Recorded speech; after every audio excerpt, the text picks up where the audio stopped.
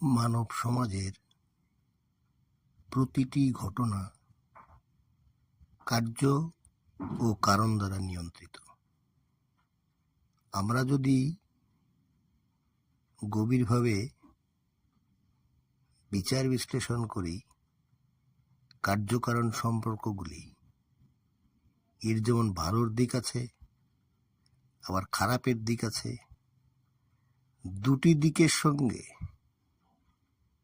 সামঞ্জস্য অসামঞ্জস্যকে বিচার বিশ্লেষণ করলে আমরা কিন্তু এর প্রকৃত উত্তর পেতে পারি।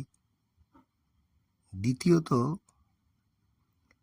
যে বিচার বিশ্লেষণের ক্ষেত্রে কতকগুলো বিষয় লক্ষ্য রাখা দরকার, যে বিচারের ক্ষেত্রে সততা, নৈতিকতা, মূল্যবোধের বিষয়গুলি অত্যন্ত গুরুত্বপূর্ণ, যেটার ভিত্তিতে আমরা এর সত্যাসত্য, কার্যকারণ অনুধাবন করে একটা সত্যের কাছাকাছি পৌঁছতে পারি। এবং এই পদ্ধতিতেই যদি আমরা ভাবি তবে হয়তো আমরা এর একটা পথ খুঁজে পেতে পারি। দ্বিতীয়ত, আজ সততা ও নীতি নৈতিকতার অভাবে সমাজের মধ্যে যে সমস্ত ঘটনা ঘটে চলেছে তা খুবই বেদনাদায়ক।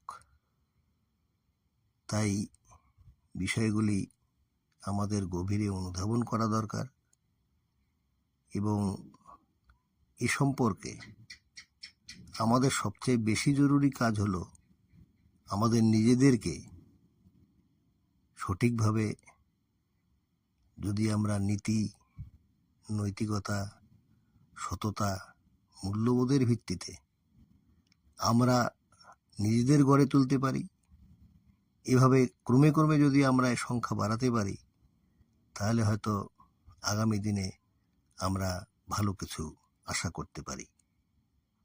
তাই বর্তমান সময়ে